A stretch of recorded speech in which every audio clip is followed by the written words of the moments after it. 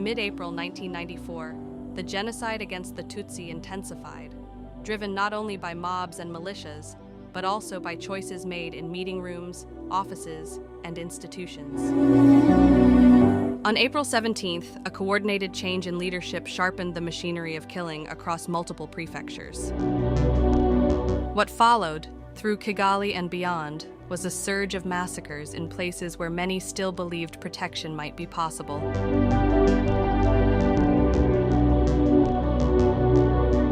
This is the story of how the engine tightened and what it crushed.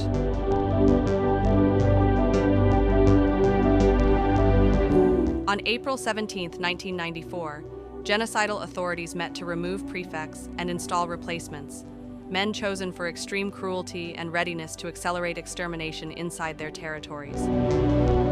Jean-Baptiste Habyalimana, former prefect of Butare, and Godefroy Ruzindana of Kibungo were dismissed, later killed along with their families.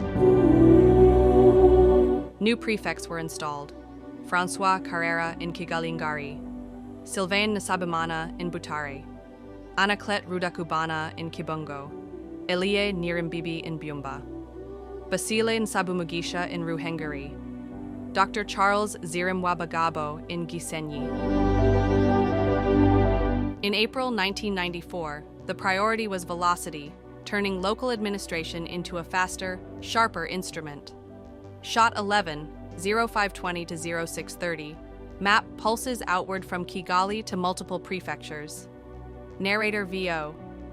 The shift was not symbolic. It signaled a tightening across Kigali and far beyond it. The shift was not symbolic. It signaled a tightening across Kigali and far beyond it.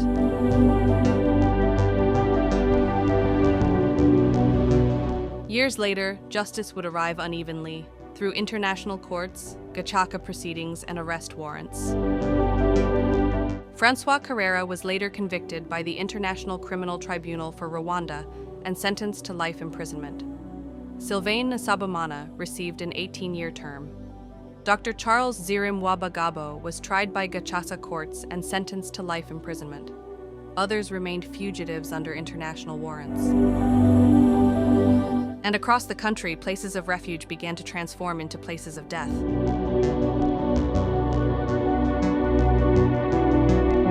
Large numbers of Tutsi were killed and taken to a mass grave in Muhima near Rugengasel, known as the CND mass grave, named after Inkotanyi stationed at CND. The site received bodies from Kimihurura, Kimikanga, and surrounding Muhima neighborhoods, especially those not taken to St. Famille Church or St. Paul Center. Bodies from Center Pastoral St. Paul and JOC were also dumped there.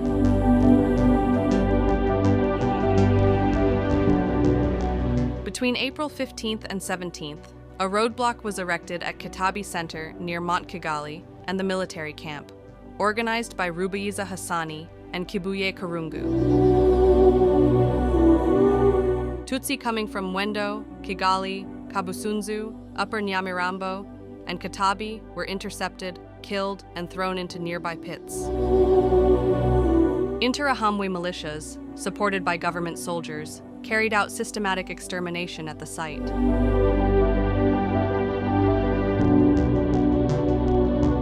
At the home of the Missionaries of Charity, below Sainte Famille Catholic Church, many Tutsi sought shelter.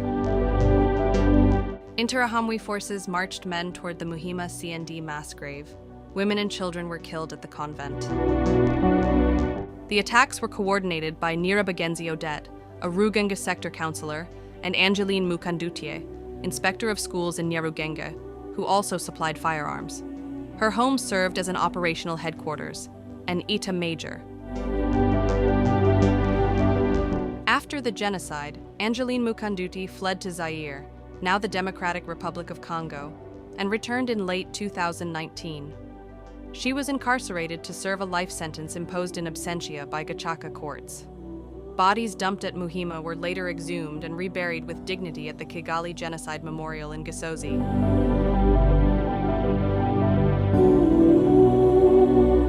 On April 17, 1994, Tutsi patients, caregivers, and civilians sheltering at Chuk Hospital were massacred. Many staff embraced genocidal ideology. Toward the end of 1993, some doctors were given firearms under the pretext of protection. The hospital director, Dr. Kanyankabo Faustin, allowed armed soldiers to stay inside the hospital compound, citing security needs. Soldiers led by Ndagijimana Frederick, known as Kamashini, carried out an ethnic census to avoid mistakenly killing Hutu. Interahamwe waited nearby to kill Tutsi, forced out by hospital staff. Nteziriayo Benoit, nurse Edith Mukakabera, and the maternity supervisor worked with Kamashini Pierre overnight to verify ethnicity through ID cards. Hutu patients received their IDs back. Tutsi IDs were seized, victims discharged under false pretenses, then killed near the hospital. Several staff members were later implicated, prosecuted, or sentenced in absentia. The record includes doctors and nurses accused of compiling lists, coordinating with soldiers, and enabling killings. For legal and ethical caution, this film uses only names contained in the source record and adds no further allegations.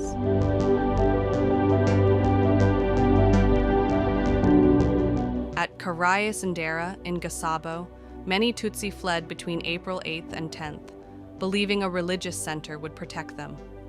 Tained in the source record and adds no further allegations. Interahamwe attacks began on April 10th from outside the fence. Refugees resisted with traditional weapons. On April 11th, Belgian soldiers evacuated Belgian religious brothers, patients, and even their dogs. After the foreigners were gone, attacks escalated. On April 17th, Interahamwe called soldiers from Kanombe military camp. The fence was demolished, grenades were thrown, victims were driven out and killed. Soldiers later withdrew, leaving Interahamwe to complete the massacre. Approximately 3,500 Tutsi were killed at Karais.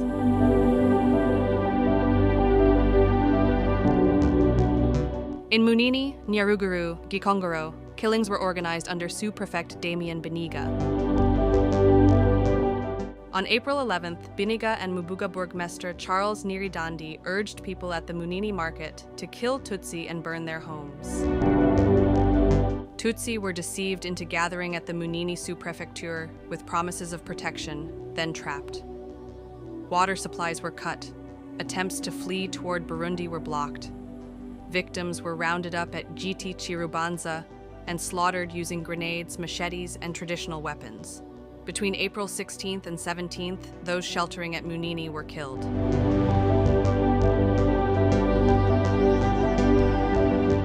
In Ramatamu, Nyamashiki, attacks began as early as April 7th. On April 17th, Interahamwe and gendarmes exterminated Tutsi who had sought refuge there, committing extreme brutality. The assault was led by Obed Ruzindana, later convicted by the ICTR and sentenced to 25 years. In Bweyai, near Nyungwe Forest and the Burundian border, many Tutsi gathered at Ede-per-Kiabo. After April 8th, they were accused of killing President Habyarimana and were forced to flee. On April 12th, attackers struck at night. On April 17th, a final assault annihilated the remaining survivors after planning meetings involving local authorities and soldiers.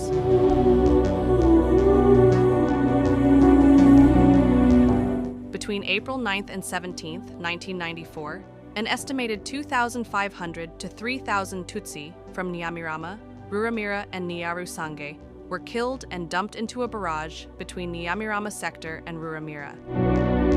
Interahamwe from surrounding sectors coordinated the killings.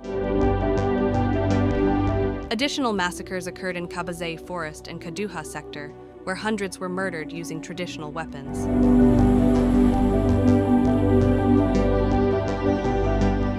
On April 18, 1994, the mobilization continued. Officials traveled to incite participation, while killings expanded across multiple prefectures.